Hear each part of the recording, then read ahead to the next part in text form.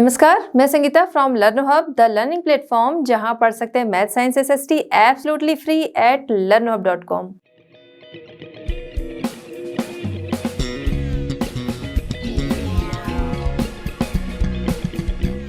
बच्चों, आज हम डिस्कस करेंगे NCERT solutions for class 9। Topic हमारा है forest society and colonialism, question number 3 and 4।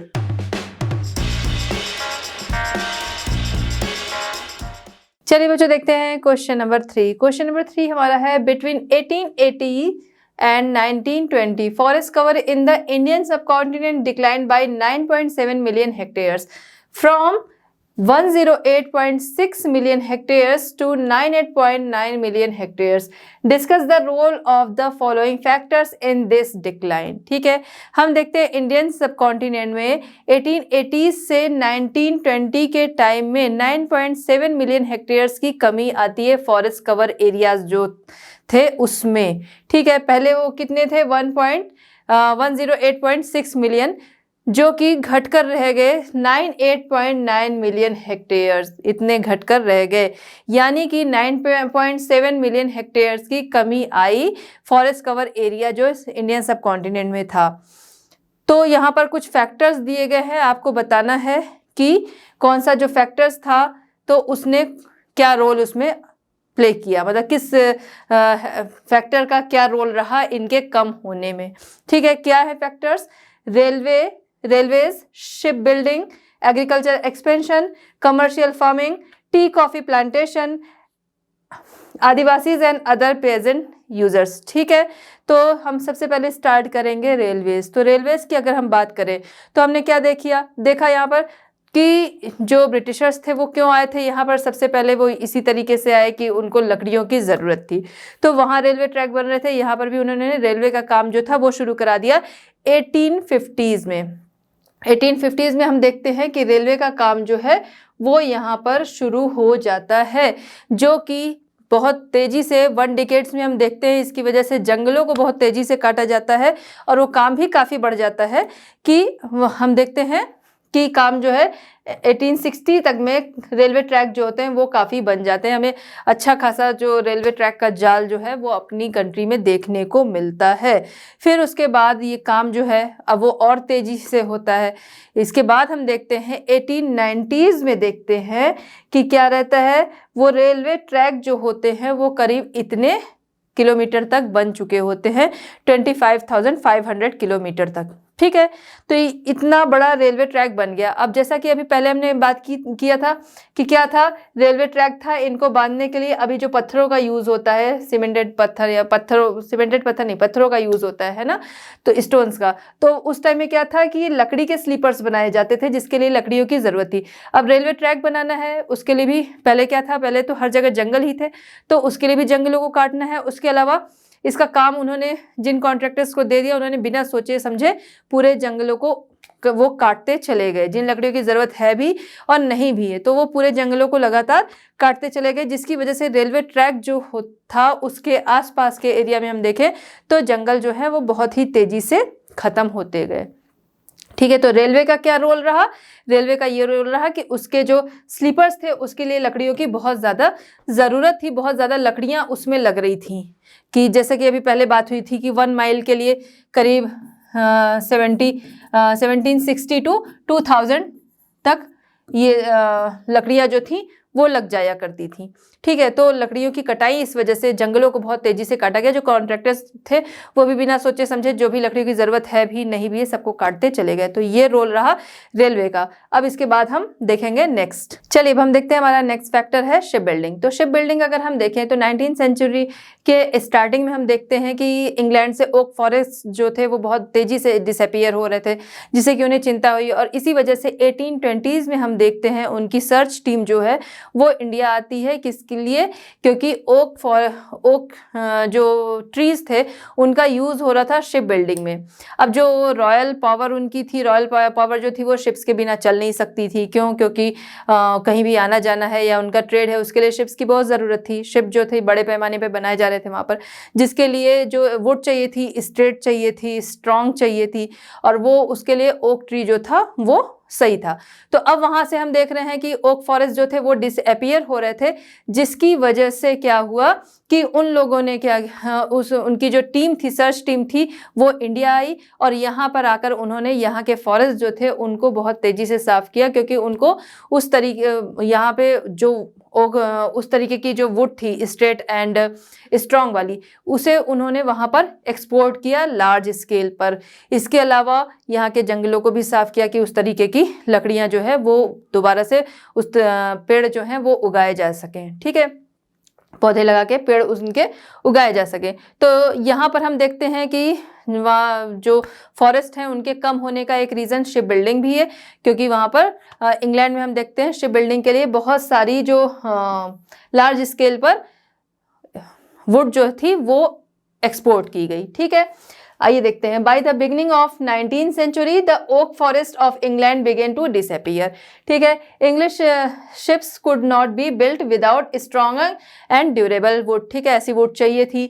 Search parties were sent to explore the forest wealth of India in 1820s। ठीक है, ये आपको समझ में आ गया कि उनकी टीम जो थी वो आई। विद इन अ डिकेड्स यहाँ पर बहुत तेजी से वुड्स जो थे वो उनकी कटाई होने लगी और वो एक्सपोर्ट हुए लार्ज स्केल पर वहाँ इंग्लैंड के लिए। ठीक है, फिर नेक्स्ट हमारा फैक्टर क्या है? Agriculture expansion. एग्रीकल्चर एक्सपेंशन अगर हम देखें तो पॉपुलेशन ग्रोथ जो थी वो इसके लिए सबसे इम्पॉर्टेंट रोल प्ले करती है, क्योंकि पॉपुलेशन बढ़ रही थी। तो पॉपुलेशन बढ़ने की वजह से क्या था, एग्रीकल्चर जो है, एग्रीकल्चर एक्सपेंशन होगा ही। ठीक है, क्योंकि लोगों को खाने के लिए भी चाहिए, अदर कंट्रीज़ में भी, अपनी कंट्री में भी। तो उसके लिए क्या था, एग्रीकल्चर एक्सपेंशन जो था वो बढ़ाना था।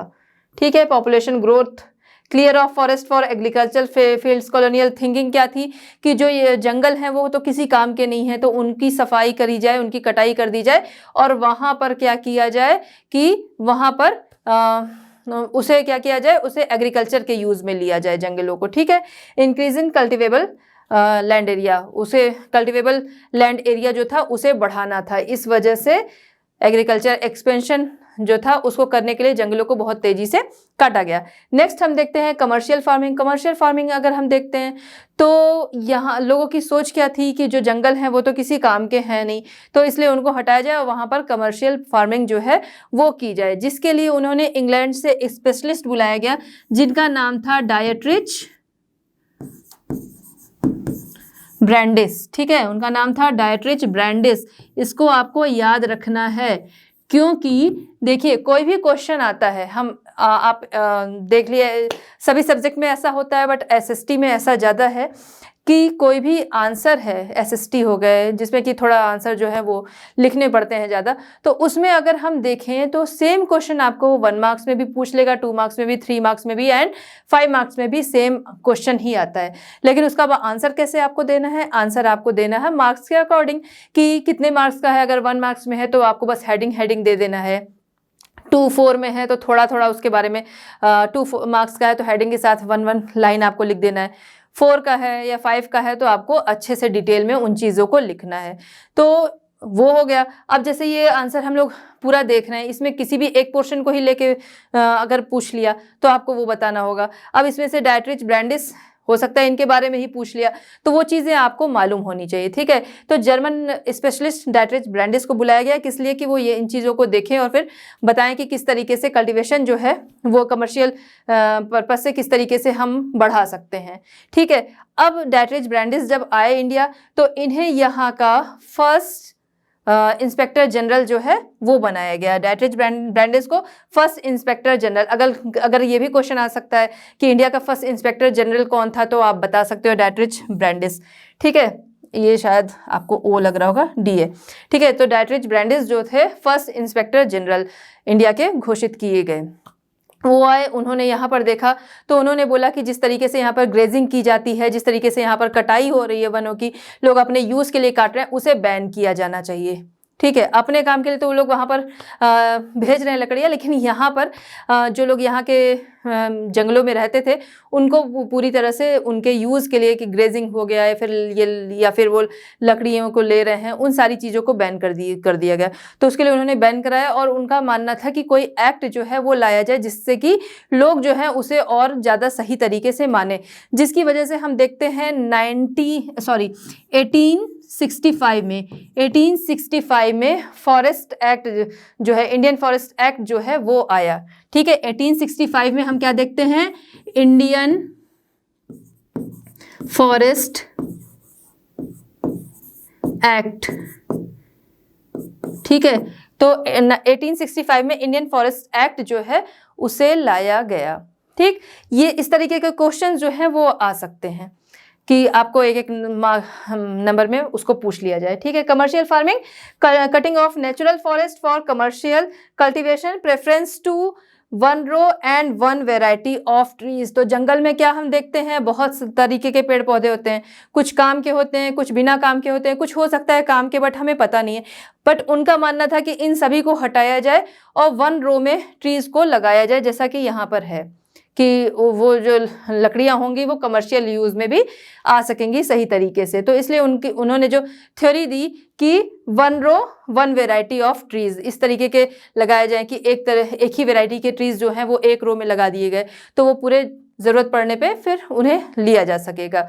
तो ऐसी थ्योरी जो उन्होंने लाई, हालांकि बाद में उसे मना कर दिया गया कि ये थ्योरी जो है वो सही नहीं है। तो ये उन्होंने थ्योरी लाई किसने, डैटरिच ब्रैंडिस ने। ठीक है, फिर demand for trees whose woods for straight and long. तो उस समय डिमांड क्या थी, हमने देखा रेलवे के लिए या फिर शिप बिल्डिंग के लिए, इन सभी के लिए डिमांड क्या थी, ऐसे वुड्स की थी जो कि स्ट्रेट एंड लॉन्ग हो। तो इसी तरीके से इन्होंने थ्योरी जो दी कि one tree one variety, one row one variety वाली थ्योरी दी, उसी बेस पे चलने के लिए जंगलों को बहुत तेजी से साफ किया गया। तो यहाँ पर ये सारे तीनों जो फैक्टर्स हैं वो आपको समझ में आ गए होंगे, ship building, agriculture expansion and commercial farming. चलिए बच्चों, नेक्स्ट हमारा क्या फैक्टर है, नेक्स्ट फैक्टर हमारा है T coffee plantation. T coffee plantation अगर हम देखें तो यूरोप में टी, कॉफी, रबर इन सब की डिमांड जो थी वो काफ़ी ज़्यादा हो रही थी। ठीक है, कॉलोनियल गवर्नमेंट जो है वो हम देखते हैं कि हमारे इंडिया में वो लोग आते हैं, फिर यहाँ के जो फॉरेस्ट थे उसको पूरी तरह से वो अपने कब्जे में ले लेते हैं। ठीक है, बाकी लोगों के लिए उन्होंने उसे रिस्ट्रिक्टेड एरिया कर दिया। अब वो उनके कब्जे में आ गया तो उनका मानना था कि फॉरेस्ट जो है वो किसी काम के नहीं है, जैसा कि हमने पहले भी देखा, उन्होंने हर पर्पज से उसकी कटाई जो है वो तेजी से की। तो इसलिए उन्होंने फॉरेस्ट को साफ किया और जो डिमांड उनकी थी टी, कॉफ़ी, रबर इन सब चीज़ों के लिए, तो उसके लिए उन्होंने प्लांटेशन जो है उसका आइडिया दिया कि इन जंगलों को साफ किया जाए और यहाँ पर प्लांटेशन जो है वो किया जाए। इसीलिए तेजी से जंगलों को साफ किया गया और वहाँ पर टी, कॉफ़ी, रबर ऐसे वाले प्लांटेशन जो थे वो किए गए। Growing demand for tea, coffee, rubber in Europe. ठीक है, वहाँ पर यूरोप में डिमांड थी take over of forest by the colonial government and clearing of forest for new plantation के लिए उन्होंने जंगलों को साफ किया और फिर टी कॉफ़ी प्लांटेशन जो है वो किया। इसी वजह से जंगल जो थे वो उसे उनके तेजी से ख़त्म होने में टी कॉफ़ी प्लांटेशन जो था ये फैक्टर इस तरीके से जिम्मेदार था। नेक्स्ट हम देखते हैं Adivasis and other peasant users. Adivasis and other peasant users का अगर हम देखते हैं तो ये लोग क्या थे, ज़ूम कल्टीवेशन करते थे।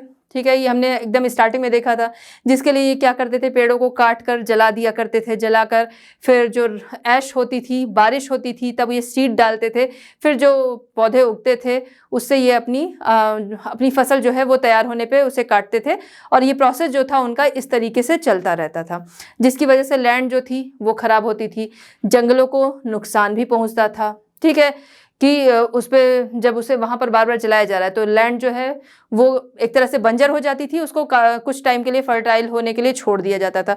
उसके अलावा जब ये लोग जंगलों को, पेड़ पौधों को जो काट के जलाते थे तो उसकी वजह से भी काफ़ी जंगल जो थे वो ख़त्म हो जाया करते थे। ठीक है, तो ये फैक्टर हमने देख लिया कि ये किस तरीके से उसके लिए रिस्पॉन्सिबल था।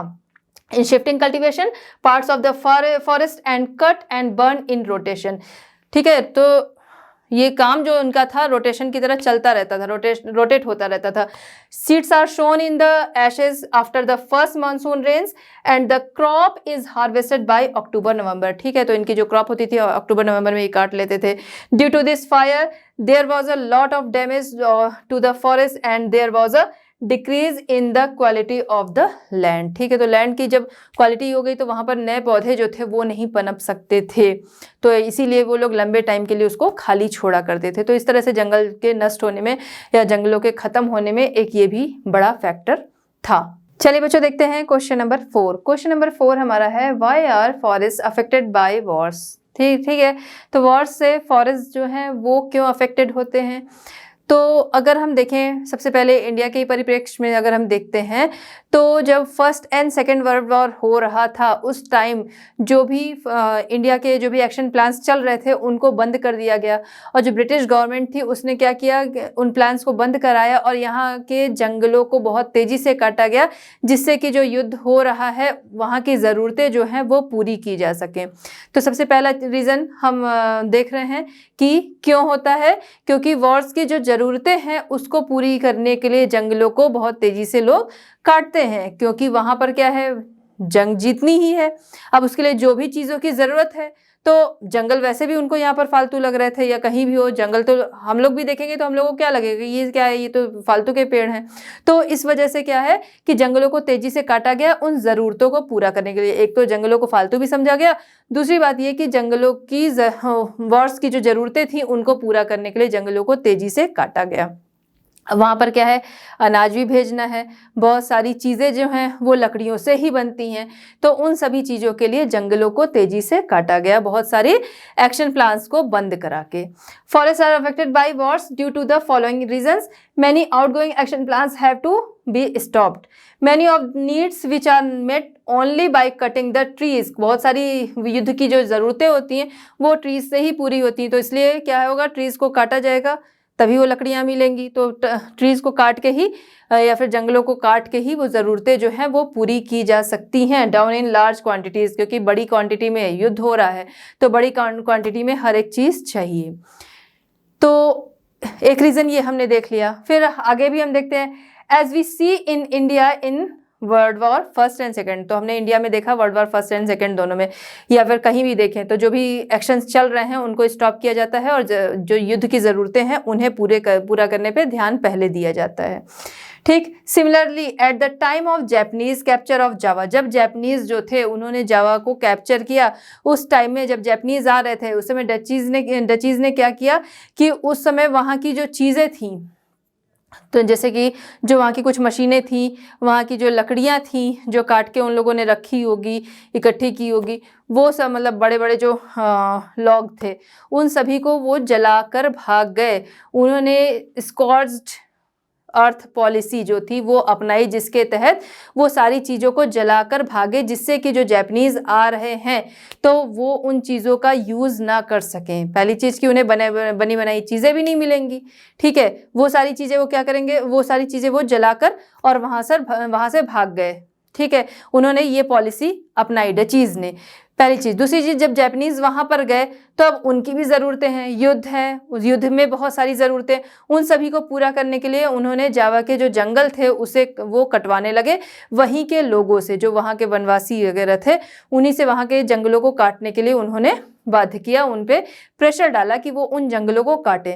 अब बाकी बहुत सारी पब्लिक ऐसी भी होती है जो उसका फ़ायदा भी उठाती है। उन लोगों को लगा कि बस जंगल कट रहे हैं क्योंकि जापानीज़ जो हैं वो अपनी युद्ध की ज़रूरतें पूरी करने के लिए काट रहे हैं। अब जंगल साफ़ हो रहे हैं, वहाँ फिर से झाड़ जो हैं वो उग सकती हैं, फिर बड़े बड़े पेड़ जो होंगे वो आ जाएंगे। लेकिन लोगों ने उसका फ़ायदा उठाया, उनको लगा कि एग्रीकल्चर एक्सपेंशन जो है वो यहाँ पर किया जाना चाहिए, क्योंकि जंगल तो यहाँ से साफ़ हो गए, तो वहाँ पर वो एग्रीकल्चर करने लगे। उनका देखा देखी बहुत से दूसरे लोग भी जो थे उनको लगा कि ठीक है, इन लैंड्स का ये भी यूज़ किया जा सकता है, तो आगे भी लोगों ने जंगलों को काटा। पहली चीज़, जो जापानीज़ थे अपनी ज़रूरतों को पूरा करने के लिए उन्होंने जंगलों को काटा।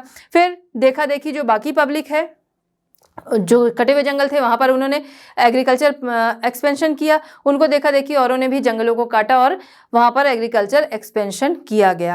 अब आप ये सोचिए कि जहाँ पर अब एग्रीकल्चर की शुरुआत हो गई तो क्या वहाँ पर दोबारा से जंगल पनपेंगे? नहीं पनपेंगे, क्योंकि वहाँ पर अब क्या है, लोगों को दिख रहा है यहाँ पर खेती होती है तो आगे भी खेती होती रहेगी। तो इस तरह से जो वॉर्स होते हैं वो क्या करते हैं, अफेक्ट करते हैं फॉरेस्ट को, ठीक है, जिसकी वजह से बहुत सारी ज़मीन जो है वो खाली कर दी, जंगल खाली कर दिया गया, नए नए जो कल्टीवेशन है वो भी उस पर किया गया। ठीक, आई होप कि आपको समझ में आ गया होगा कि फॉरेस्ट जो है वो किस तरह से वॉर से अफेक्ट होते हैं। तो बच्चों इस तरह हमारा ये चैप्टर होता है कंप्लीट। आई होप कि आपने इसे एंजॉय किया होगा। मिलते हैं next chapter and next solution के साथ at Learno Hub. Learno Hub free है पर बेस्ट है।